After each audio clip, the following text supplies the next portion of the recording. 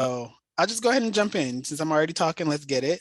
My name is Dr. Alfonso Ferguson. I'm a core faculty member at Saybrook University, and I also own and operate my own private practice based in New York City. I'm licensed in New York, New Jersey, as well as Florida. And I wanted to kind of invite you and welcome you guys to our webinar titled Counseling at the Margins, Decolonizing Research Through Transformative Action. And so before we jump in and I introduce the two panelists today, I want to do a little bit of housekeeping for you. And then once we get through the housekeeping, we'll do introductions and then we'll roll into the first question and then thereof. And so really quick housekeeping for everyone who's in attendance, please remember to keep yourself on mute. You can have your videos on and off. I love to see faces, so I imagine my presenters would love to see faces as well. You know, I'm always here for the reactions and the interaction, the ooh, the ahs, and the, the eye rolls, whatever comes up for you. I want you to be authentic in this space. If you do have any questions are welcome throughout. I would say just place it in the chat. What Suni and I will do is we'll do our best to organize the questions. And then at the tail end of the presentation, we'll go through and select a question or two and utilize that so that the presenters can support you guys in whatever questions that come up for you. So as a moderator, I will ask questions as they come. And so there are a list of questions that we have, which is really formal, but I encourage my presenters and myself, I'm gonna show up as me, right? The good, the bad, and the ratchet. So whatever that means for me today. And so as they share things, we'll feed off of each other and then we'll kind of get the ball rolling. Just for those of you who are in attendance, remember you will earn or have the opportunity to earn 1 CEU today. So stick around to the tail end because we'll share the link where you guys can provide a survey and feedback. And on the back end, the Professional Development Committee will work on getting those CEUs out to you as soon as possible. All right. My presenters, are we ready? Or at least ready to be introduced? Ready to be introduced. So first up, we have Dr. Selma De Leon Iznaga. So Dr. Iznaga is an associate professor in the Department of Counseling at the University of Texas, Rio Grande Valley. She is also has held numerous leadership positions in the Texas Counseling Association as well as ACA. She's the founder of the Texas Counselors for Social Justice, which is a division of TCA, Texas Counseling Association, that is, and has dedicated her time and energy in addressing the oppression and marginalizations of ethnic and social minorities. So Dr. Iznaga is also a board member of the Young Center for Immigrant Children's Rights and currently serves as a coordinator of clinical services of Texas/Mexico projects for counselors. So one of the other things that I think is really, really important and cool about Dr. Iznaga is that her clinical work is to advocate and encourage scholarship and that work is directed towards the treatment of immigrant related to trauma in the Texas Mexican border, at the Texas and Mexican border. So give a round of applause for Dr. Iznaga, and I'm so grateful for you to come here. Before I even go into the next presenter, y'all, we are in for a treat, no pressure, because I had the opportunity to meet with Dr. Iznaga one-on-one, and she is, I'm gonna say prolific and moving speaker, and her passion for the work she does or do, English isn't always my best right now. So the work she do is really moving and really inspiring. So I'm really excited to hear what she has to share with us today. And so thank you again, Dr. Iznaga, and welcome, welcome. Next, we have Dr. Florence St. Jean. She's a dear friend of mine. We've traveled the world together, some may say. So Dr. Florence St. Jean is the Executive Director of Global Trauma Research. She believes her purpose is to be used by God and through leadership, help people attain their goals by employing prayer, education, counseling, and support. Dr. Florence trusts that anyone can get through traumatic events with the right kind of support, the right kind of help. She's also completed her postdoc from Harvard University in global mental health, trauma and recovery. She has also built psychosocial supports in Haiti via her organization, Global Trauma Research. And she has a global trauma research project in which she goes to Haiti at least once a year to provide basic mental health training and workshop to mental health professionals. And that has looked like nurses, doctors, teachers, and religious leaders on ground in Haiti. Dr. Florence St. Jean and her team has trained over 800 laypersons. Under Dr. Florence St. Jean's leadership, GTR has also facilitated a counseling hub where that counseling hub is located in Brooklyn, New York, where they offer psychiatric services to underrepresented people in New York City, tackling major issues such as domestic violence, sexual assault, relationship issues, immigration concerns, underdiagnosed mental illness, and even grief, especially within the Haitian American or Creole community. Her clinicians provide services in multiple language, English, of course, Haitian Creole, French, as well as Spanish. You guys, please give a round of applause to Dr. St. Jean. Again, like I said, she's a dear friend of mine, and I'm so grateful to have her here today. All right, ladies, y'all ready? Let's get it. So one of the first things that I want to do in jumping into the questions for my panelists, I would love to hear from you all in when were you first introduced to research and how did that experience inform your researcher identity today? Dr. St. Jean, you want to flip for who goes first? I'll let you lead. Go for it. Sure. Thank you for that. First of all, I just want to say it's a real honor to be here and to share some of my work with you, and also to meet Dr. St. Jean. I'm a big fan. I've got a big fangirl crush. So to be able to be in this space, learning from you and talking with you is a real privilege for me.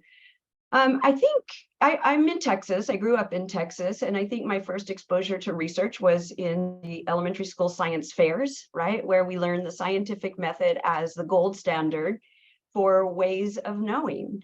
And I thought that was the way that we were going to know the capital T truth about everything. When I got to graduate school and started reading scholarly articles and literature, I didn't see myself represented in those articles, and started wondering about that way of knowing and whether there was only one way of knowing. When I got to my doc program, one of my first experiences was in a couples and family counseling class where the professor called my family enmeshed in front of the whole class. And I was the only one that looked like me. And nobody challenged that. And I was humiliated because I really thought, wow, there's something wrong with us. I had shared an example about something. I'm Mexican American, have a big, messy Mexican American family. And I felt really, really humiliated for about a second. And then I got angry and I thought, God, how is it possible that there are so many ways to be known and only one way of knowing? And so I started, feeling a little bit of resistance about how we come to know the things that we do. Luckily at St. Mary's, I also was introduced to qualitative research and postmodern and constructivist theories that were much more diverse and broad, and confirmed that there are multiple ways of knowing and there are multiple realities. There's not only one capital R reality or capital T truth. And if that is true for me, then it has to be true for everybody. It has to be true for each one of you. There's not just one way of knowing each one of you either. And so I just started to see things very, very differently and look at research in a different way, not only in terms of how I generate knowledge, but how I disseminate knowledge. And all of us probably are in academia in one way or another.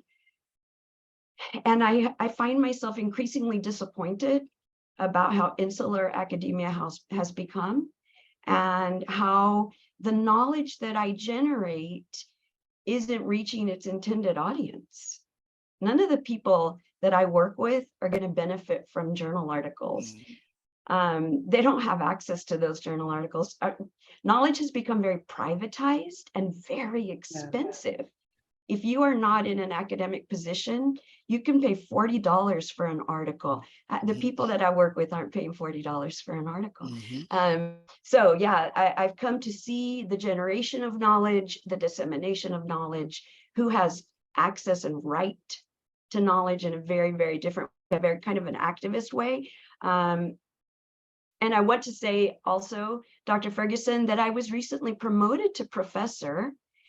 Yeah. Congratulations. Thank you very much. My apologies, full professor. No, that's okay. That's all right. I bring it up only to say to you all that promotion to professor is possible using an engaged scholar model. I have been able to prove, and it has not been easy. It has taken a toll. It has been a fight. But I have been able to prove that the work that we are doing is important. It is valid. It is changing. It's causing social change. And that's what, to me, the university is supposed to do. Thank you so much for that, Dr. Isnaga, full professor. Let's get it. I'm here for it. I think one of the biggest things that I'm resonating with in what you're sharing is we've all been taught, that those of us in academia and counselor education, been taught that there's this one way to do things. And if you deviate from that, you're less likely to succeed. And what you're expressing, especially with your new appointment as full professor, is that the hard work will show. And if you're doing the work with your heart, intentionally, passionately, and you have a university or institution that's supporting the work that you do, you absolutely can be successful. Thank you so much for sharing that. Dr. Flo, what are some of your thoughts on that first question? When were you first introduced to research? Thank you. And, that was really profound, Dr. Isnaga. And interestingly enough, I have actually, my first research experience is actually the reverse, right? So if you guys don't mind, I'd like to actually talk about some of my more recent research experience that was so different that, that makes me understand how valuable my first research experience is.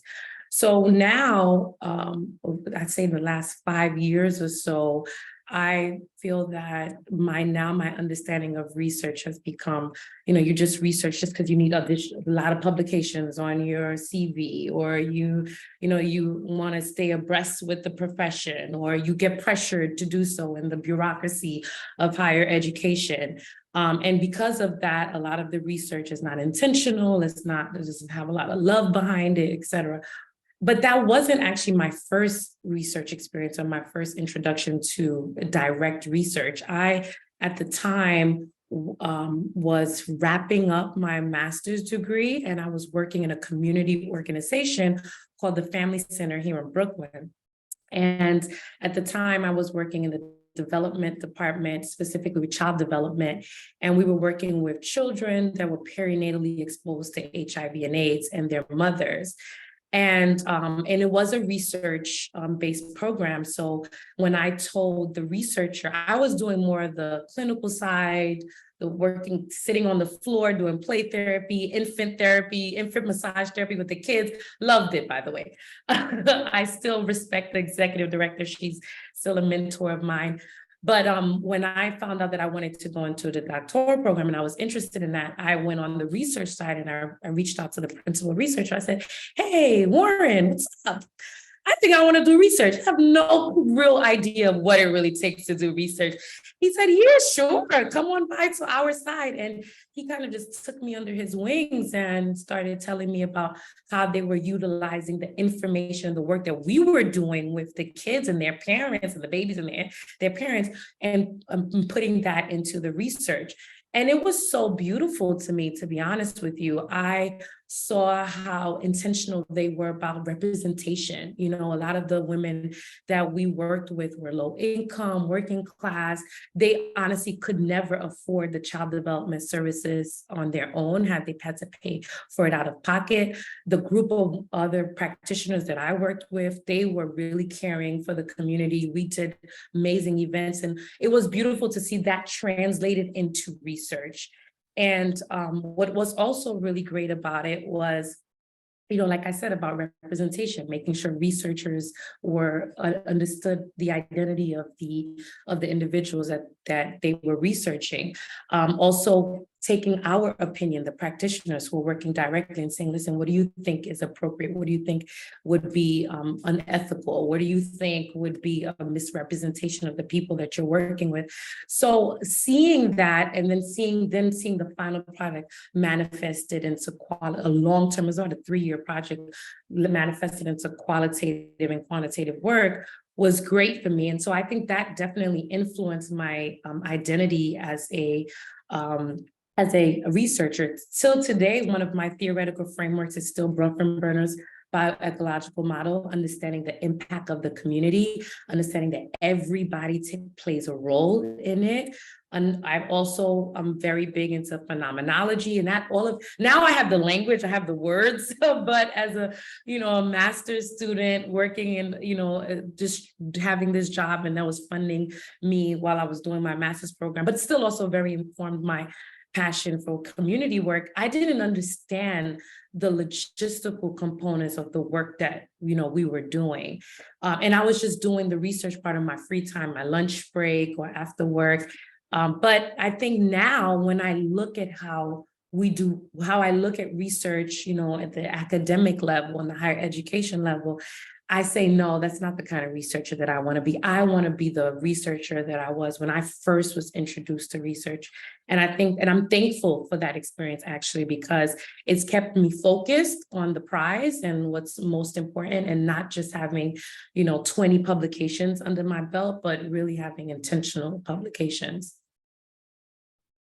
Thank you for that, Dr. Flo. I thought I knew you, but I just learned something. Who are you? Listen.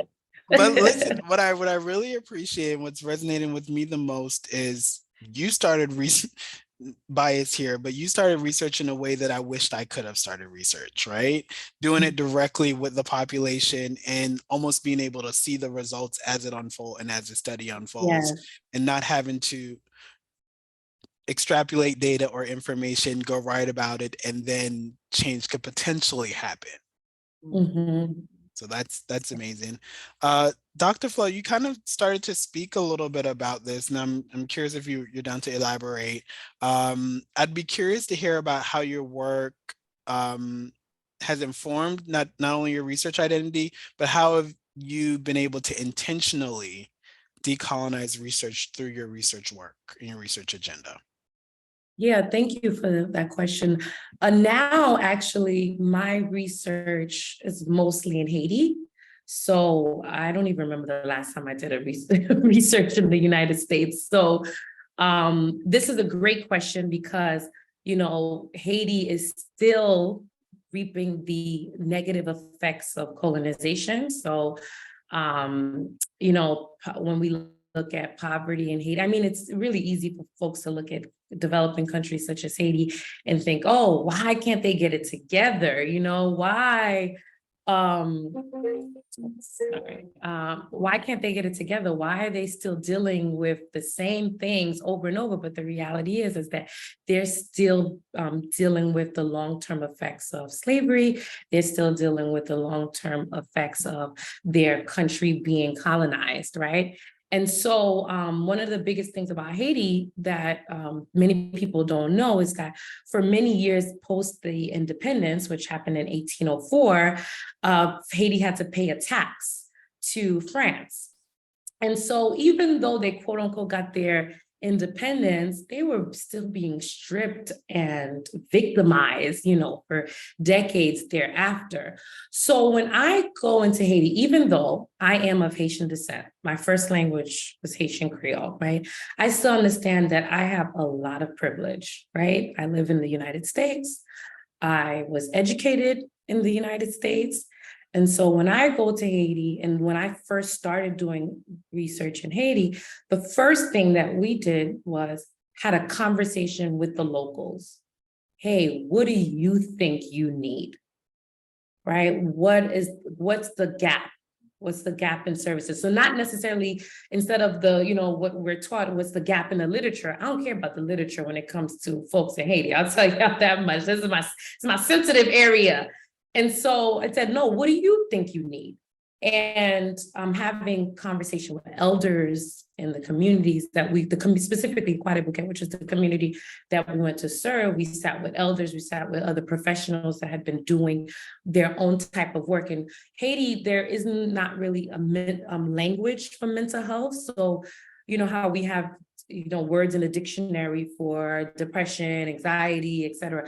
There's no words. These words do not exist in the Haitian language, right?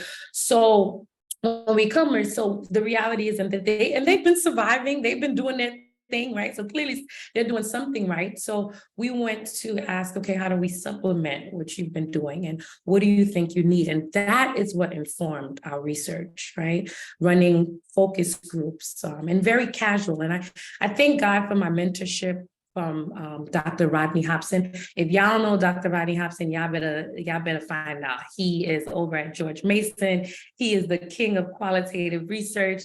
He's amazing. And what he told me was, even when I started doing research, he said, Florence, research doesn't work like that. You don't just go to the literature. You have conversations with people, just regular conversations, just sit down, ask folks, what do they think? What's going on in their mind? Then you go to the literature. And so that helped me, I would say, decolonize the work because, like I said, I'm going to a country that's so used to being victimized, raped indirectly, And so I didn't want to come and do that same thing that, many people had done in Haiti. There's a lot of people that come to do research in Haiti. They're there for like a couple of days and then they're out of there and then the people never hear from them ever again. I didn't want that. And so, the work that we've been doing in Haiti has been a 10-year-long process. We got the data. After we did the data, we took the data, we used the data, and then we came back again and we shared the data. We've been doing it and we're still not done. I'm so thankful for some of the people who are on this call right now. Dr. Ferguson, for example, and I see Dr. Ebony White is on here too, who's traveled with me to Haiti. And they've seen the work, hands-on and the impact of the research that we found. So we not only took so I'm going to actually answer another question, so I'm not going to talk about that right now. So I realized I was about to answer one of the last questions, so I'll stop here. But that's really what it is, being intentional, having conversations with people where that people have been victimized, the history of the population. And so you don't want to be another contributor to that. I also understand that Haitian people, not just Haitian people, a lot of people, they see us, they hear doctor in front of our name, professor in front of our name, and they think, here you are, you're expert. So I'm just going to do what you say to do. And that's not the truth. They are the experts, right? And so one of the work that Dr. Hobson used to tell me, he said, go into the field. So I would sit in the kitchen with the women as they were cooking, and the kitchen is not really a kitchen, by the way, it's little hut in the back of the house. I would sit out there, sit on the ground, help feed the animals and just have casual conversations. And then I do later on say, hey, I want to make this a little bit more formal and run a group. So that's just some of the things that I've done that I find very helpful. One last thing, sorry, I would just mention is that when it comes to international research, what I came to learn later on is that IRB process. So I was always taught when I first got to my doctoral program is that you apply for the IRB at your institution, but it's also very important to apply for the IRB in that country as well.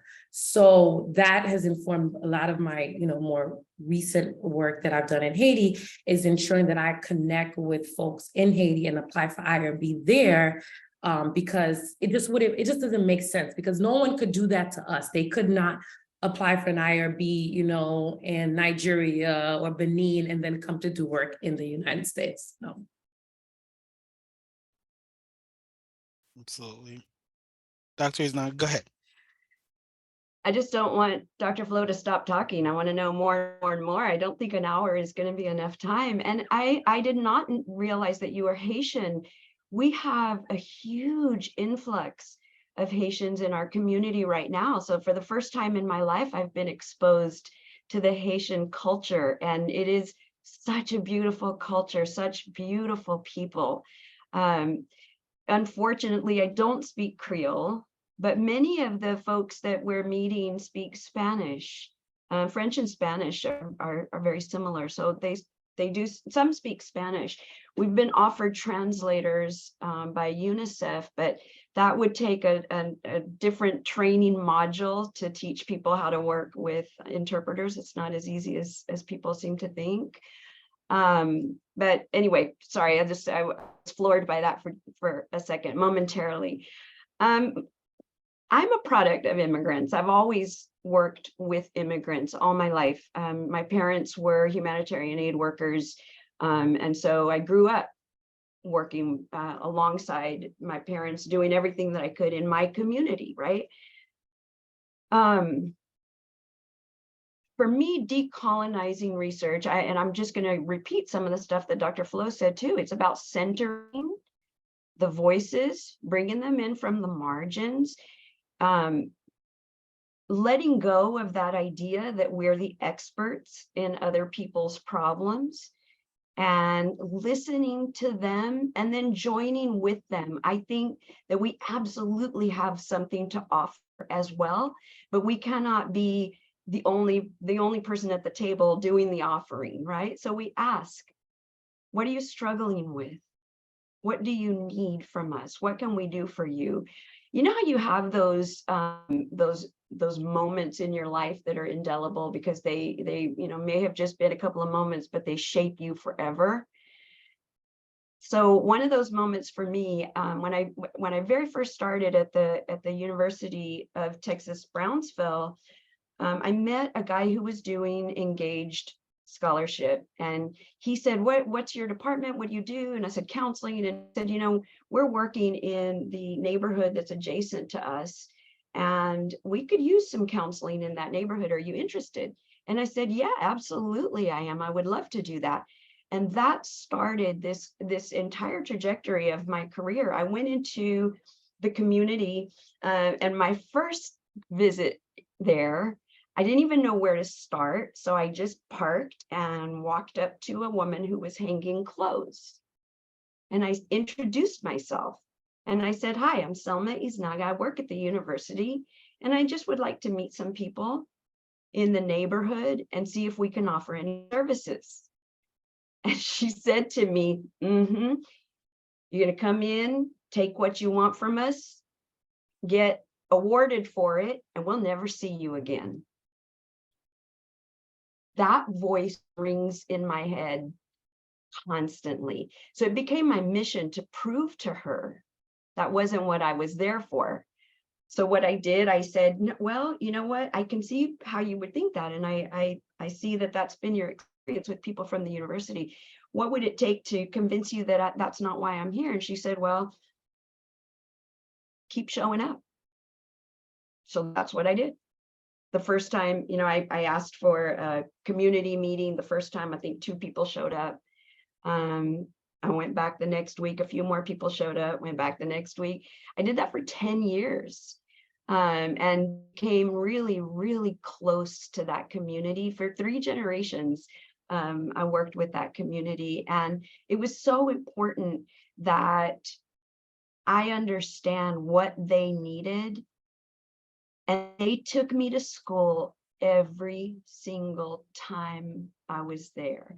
I was a new professor, newly minted PhD, and I I thought I knew some things. Also, I thought I was an insider. And I wasn't.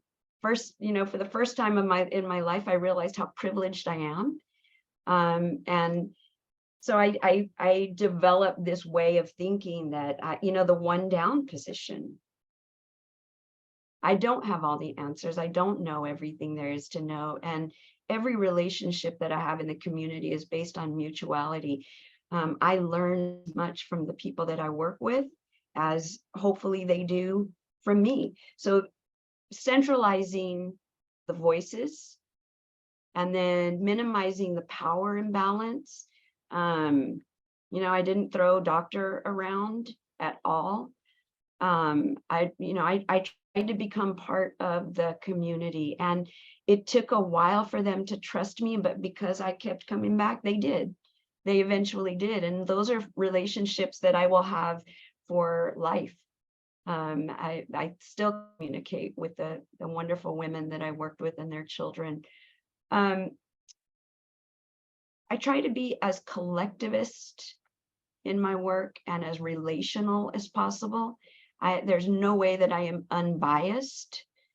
There's no way that I am value free. I acknowledge that. I admit that. I share it with people. I talk to people about the way that I see things, and I'm open to being changed by them. I think another huge way that I try to decolonize is in the way I disseminate what I learn about people. It's really, really important to me that what I am learning reaches the people that can use it. And so luckily, Purdue has developed some wonderful materials, and this is what got me promoted. Thank you, Purdue. They've written something called the guide, and they have a rubric for understanding what engaged scholarship looks like and what those products can consist of. And so the way that I have disseminated the things that I'm learning with this particular community is to, number one, write curricula for students. So I take my students into the community with me. I have now developed a very specific internship for working with immigrants in transit, which is a very different population, maybe Dr. Flo, than what you work with. We've got a very finite amount of time to work with this population. So research becomes really difficult. If somebody going to be in your community for 48 hours, the last thing you want to do is, pelt them with research stuff. So anyway, writing curriculum for our master's program in trauma-informed care, trauma-informed interventions, that kind of thing. I have created all kinds of materials, websites, tools for the community at large to use. I do training for anybody that's involved with the immigrant community. So I train cities that receive immigrants, city workers in trauma-informed care, shelters, detention centers, humanitarian aid workers, all people who have really good intentions, but sometimes inadvertently re-traumatize or re-victimize people because they don't know what it's taken me years to find out. So I take that knowledge back into the community that's going to put it into use. Dr. Iznaga, what keeps you going? I know this sounds really, really corny and maybe untrue, but it is the relationships and it's the actual community. It is the actual community. There was a time early in my work where I would be tired, on a Saturday or Sunday. I get called out all the time to bus stations, airports, shelters when there's a crisis, and I'd be tired and I'd feel like I'm not going to answer the phone. I can't do it today. But my conscience wouldn't let me, so I'd go, And I would come back so energized and so filled up by the opportunity to connect with another human being. And now I know. I answer the phone gladly. It is the privilege of meeting people. The people that I work with in my eyes they're giants. They are rock stars. They have lived through the most egregious, heinous experiences. Every time I think I've heard it all, I meet somebody new and I just think, what? And they're still standing and they're still moving forward. They're the most amazing people. And I shouldn't say I mean, that my grandparents did that. My mother was an immigrant. Every single person I meet, Dr. Ferguson, fills me up.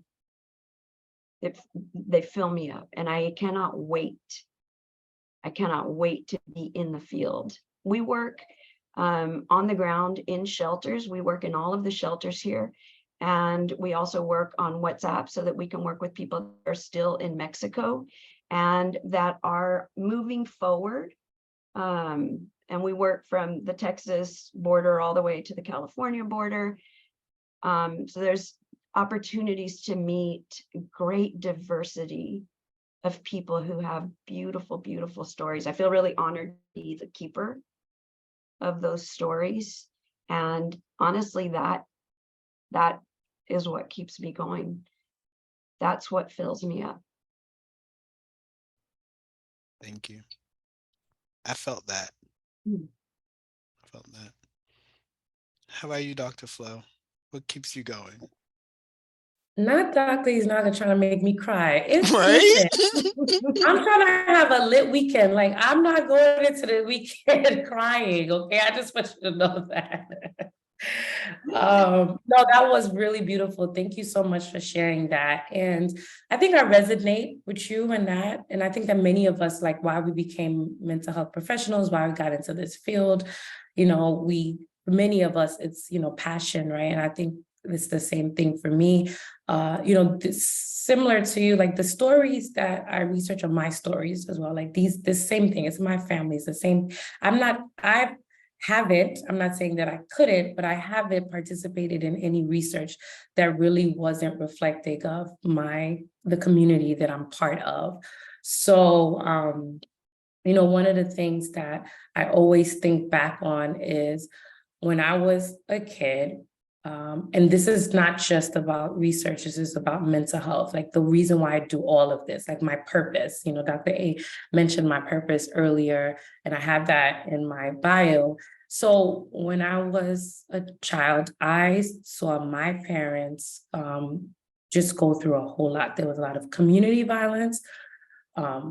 We could hear gunshots in the middle of the night. I'd wake up in the morning, going to school, there'd be blood in front of the building, like you name it, right? But so there was a war going on outside, but then there was also a war going on inside of my home. My father was extremely physically abusive to my mother. And I mean, I thank God, like we can have those kind of conversations now, but as a child, I couldn't, I'm coming from Haitian parents. I couldn't open my mouth up and say a word about what was going on. But one thing I knew since young, I just knew it. No one ever told me. I said, this ain't it. I knew that. No one ever opened their mouth and said anything to me about it, but I knew this wasn't it. And so I think that when I think back on this, I'm like, this work is way bigger than me. It's bigger than my parents. It's so that I can look back and say, you know what, there's a next generation of people who got the services that they needed, got the care that they needed because of this type of work. And they didn't have to experience what I've experienced. So it keeps me motivated. Even though it keeps me motivated, I'll say I step away from the work anytime. Like I am not playing with these folks either. So I need my own self-care as well. But, I can do that. I can step away and still come back because I know, again, this is purpose. This is bigger than me. This is what I know God has designed me to do. And it feels good. Like, I thank God. Like I was saying this with my friend the other day. I said, if I get to a place where I don't even like this anymore, I really hope I have the courage to step away. Thank you for that. I, I'm, l- I'm, I was go just ahead. going to say, Dr. Flo, I love that you referenced your family, and how important an influence that was on you. Mhm. Yeah. I think I probably for most of us, our families are a great source of inspiration, right? Oh, yeah. Yeah, I think one of the reasons, so people always ask me, and I fight with my colleagues all the time about this too, because for instance, we just redid our T&P, our tenure promotion criteria, and some folks wanted to include compensated service as part of the criteria. I didn't get that. Whoops. Could you try again? Sorry about that. And Mind your business, Siri. I hope you're enjoying this, Siri. We get compensated at my university for service. It's part of our workload. So, counting compensated service as part of the service seemed to me double dipping and redundant. But people always ask me, why do you put so much work into this community without getting paid? The people that the people that I actually serve will say, thank you so much for helping me. I wish I could pay you. I wish I had something to give you.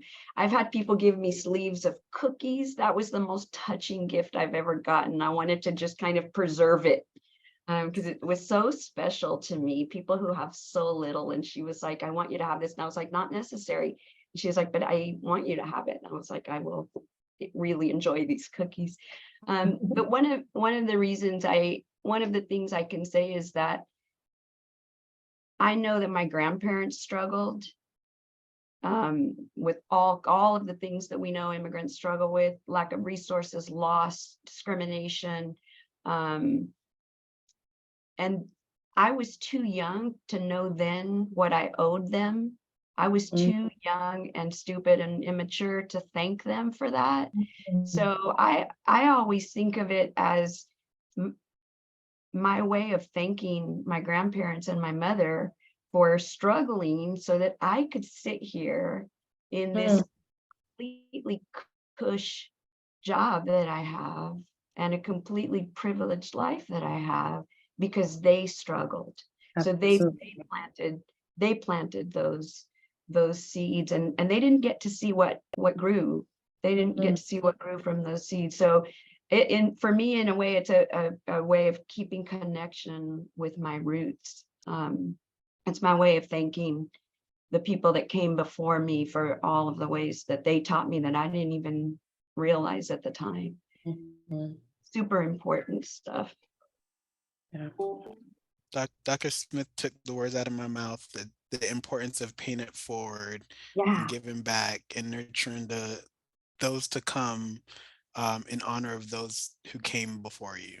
And in that aspect, a full-time faculty position is the most amazing position you can hold, because part of your, I don't know specifically about your workloads, but part of my workload is service. And so I am getting paid. I'm not really doing it for free. I am getting paid, but we get to choose how to use that time. Sure. Yeah. Sure. I just want to be mindful of time.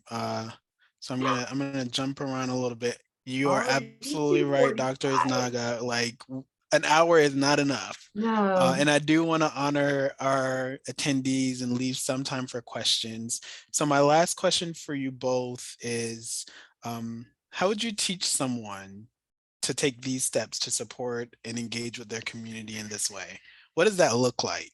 And I do appreciate you. I think someone put in the chat the Purdue engagement, scholarship of engagement, Oh, which I think thank you. is a great tool if we were going to like formalize it and teach someone. But what do you find is necessary to do this kind of work? So one of the things I think about is, end result, right? What do who's going to finally benefit from this? I also understand that there are a lot of politics to research, right? And I think that one of the things that I would advise everyone is to have a balance, right? Like you have to keep your job, For those of you who all in professorship and et cetera, you have to keep your job. So you still have to continue to publish and do all the things that you need to keep your roles of tenureship, et cetera. So I get that. But also balancing things out, being realistic about your situation, but then not losing sight of what's important to you or what's important for the work, right? So one of the things I think about when I think about research in Haiti is, at the end of the day, what the goal was to increase psychosocial support in Haiti. That was what we needed. So I thought about the end, like who benefits? How do they benefit? How big is this? How important is this, right? And for me, that was huge. And so it didn't matter to me how long it took us to get the work done, when we knew that at the end of the day, we were going to have dozens, if not hundreds of thousands of people who were going to understand mental health from a specific framework, and also get care for themselves, right? So over the past, 10 to 12 years of doing work in Haiti, we've taken the research and we've implemented work in Haiti as in terms of training, connecting to direct care. We were able to establish a crisis line in Haiti, the first ever in the country, and it's available 6 days a week. That came from not only my research, but many of the other providers who I've worked with, collaborating in Haiti, who've done research in Haiti and figured out what the need was. And then we went back and we researched the line, and we came back again with other services. So I think that that's extremely important to think about. Research is not this one-time thing, So thinking about the end result, thinking about the fact that it's not a one-time thing, balancing yourself with what your requirements are for your job and your passion for research. Those are the most important things for me when I think about research, and that I would like to share with folks here. Yeah, those are really, really great, Dr. Flo. I'm going to bounce off of that and say that, I used to think that the environmental scan was really important, to look around the community and see what is it that your community needs. You can find out where the issues are in lots of different ways. You can go to city hall meetings, school district board meetings, to find out where the concerns are and where you might be of help. Nonprofit organizations are a great place to start, because they usually have very limited funding, and they are so grateful to have somebody who's interested in collecting data or in testing hypotheses and interventions. So that's a good place to start. Look around your community, find out what the needs are, and then find one that resonates with you, because it is work. It is work. And you want it to be something that you can sustain, because my work is a culmination of 30 years in the field and on the ground. So find other people that are thinking like you, gather the stakeholders. In our particular population of transit migrants in transit, it can be difficult to hold their voices in a consistent way. So a lot of what we do is we bring students and our volunteers in to kind of tell us, what are you seeing on the ground? What are you hearing? It's a very, very quickly evolving situation on the border right now, as government policies change frequently, and all of the humanitarian groups have to shift, and the immigrants have to shift. Night before last, we had a storming of immigrants on the bridge, and it was violent, and it was scary. It was hard. So we don't always get to include actual immigrants in the stakeholders groups, but we hear from all of the students and volunteers that are working with them. I would also recommend, exactly like Dr. Flo, know what your departments, if you're in an academic position, know what your department's TMP criteria are. What are you expected to do? I've been at the university for 23 years. I've been fighting for 23 years to change the criteria to include engaged scholarship and see it as just as important as, you know, our journal publications. I don't have a thing against publishing. I feel like if I had the privilege of doing it, I would love to do it. There's just so much pain in my community that I never feel like I can stop to sit down and do that kind of work. But I totally value and respect that the people that do. I have finally gotten our department to include and value engaged scholarship and consider different products. It is not easy. It is not, I mean, it's something that you have to put your life's work into, because the products include, you know, national recognition and community impact, and being able to prove and measure that is not always an easy thing. I want to answer, if I can, also Catherine's question. For those of you that are not in academia, but you're working in the community, I think it's similar in that you want to kind of neutralize those power imbalances and center those voices and be collaborative and relational and very, very transparent. If you are trying to generate knowledge, tell them why, for what purpose, to what end. Why do you want to know that? So for me, it's so that I can do a better job in the clinical service I provide on the ground. It all goes back into that. Or so that I can train students to do that, because this is the community we live in. We are a border community. We need these skills. Be really, really transparent about why you're asking the questions and what you're going to do with that knowledge. I'm not sure, Catherine, if I answered your question.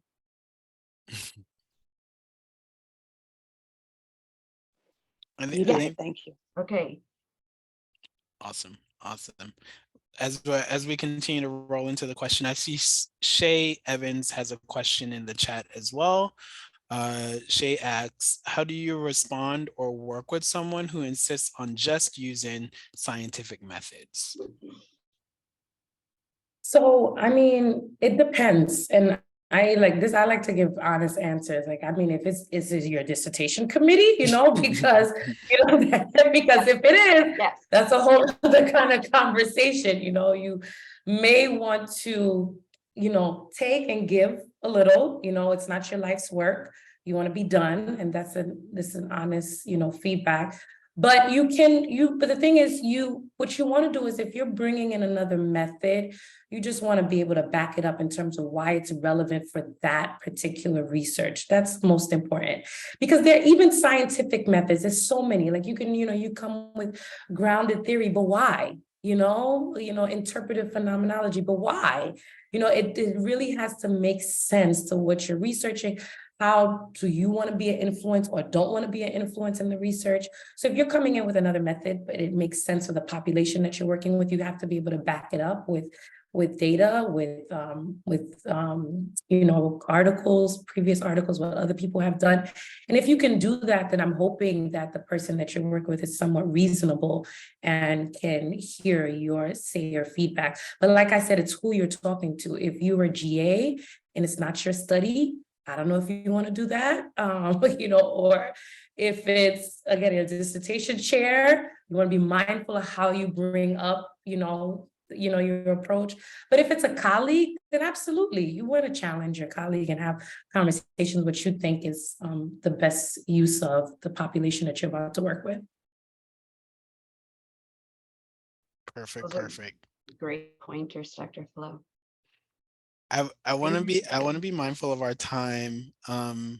We have about 4.5 or so minutes left. I think it'll be good for us to take a question or two from those of you in the audience who haven't really posed any questions in the chat, and then we'll leave ourselves a minute or so to wrap up, because I do have some last closing remarks and announcements. Does anyone have any other questions, any burning sensation questions, comments, or concerns you'd like to get off your chest?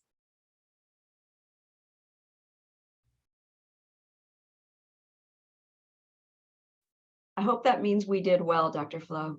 We didn't leave any stones unturned. I absolutely love that.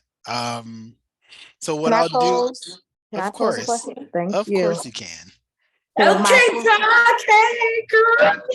hey, Dr. Alfonso told me I could be my authentic self in this webinar, and Please. I'm taking down my braids, which is why I'm off camera. We said authentic self. We want to see. I'm just Yes, kidding. no, you don't want And to we see it. gonna see If it wasn't recorded, I would show you.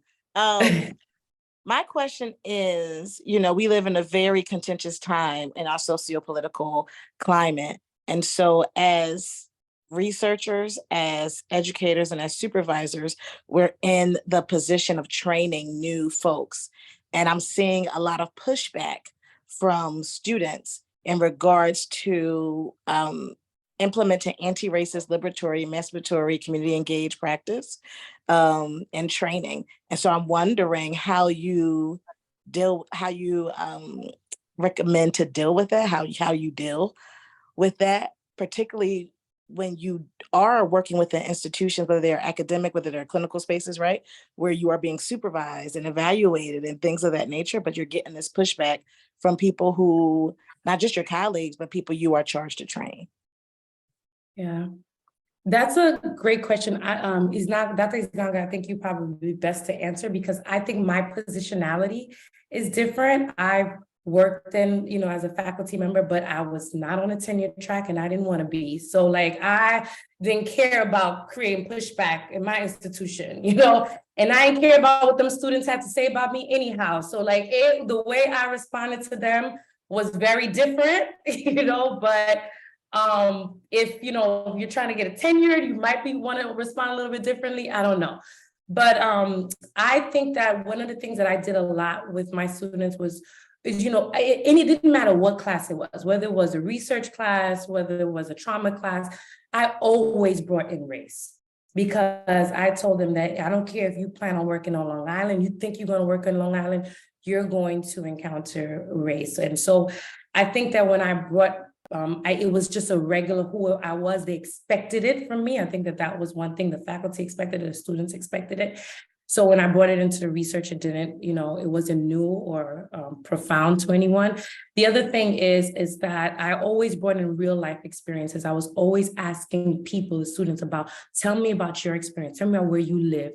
Tell me about your childhood. Tell me about your parents. Tell me what they said, what they did. And then I brought that back to the work. So like I had a student real quick that said, that she was raised and she couldn't speak to her neighbor next door. And I said, well, tell me who was your neighbor? Or where were they from? Oh, they were of Indian descent. They looked like they were abused. How do you know they were abused? Well, they were always looking out the window and they never could come outside and play. And that led us to an entire conversation. So I think when I brought it home for them, it allowed students to be open. And that's just honestly what just worked for me. But like I said, I was able to do a lot of that because I wasn't, because of my positionality, ultimately.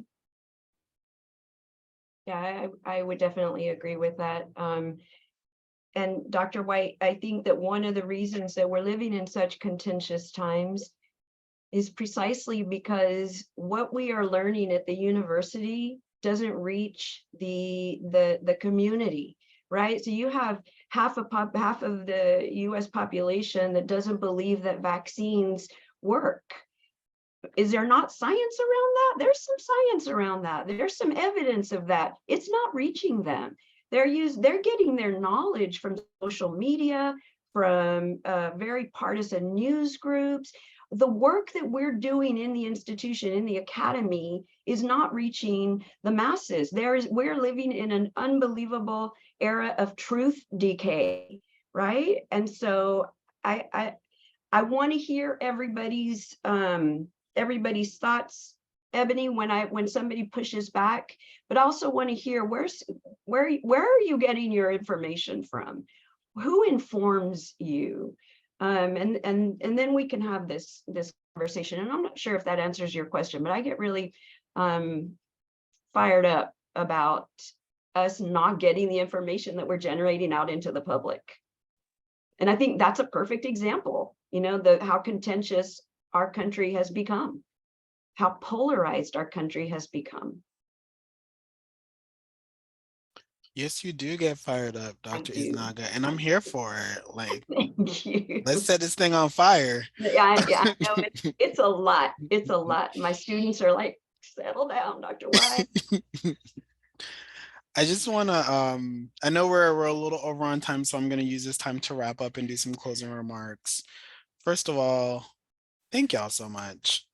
Thank you for the attendees, but especially thank you for our panelists, Dr. Florence, St. Jean, Dr. Iznaga. Thank you so much for showing up and showing out. I absolutely love, love, love that you guys kept it real. There's a part of me, there's a moment in our work today where I felt so emotional. I was glad y'all was talking and not me, because there were so many things you guys said that moved me. So I can only imagine how it moved the other attendees. So thank you so much.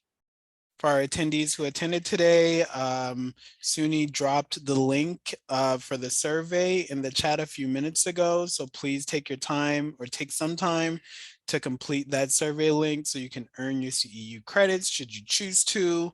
For those of you who are a part of CSJ community, and for those of you who are just attending because you saw the presenters and you were like, yeah, I need to be there.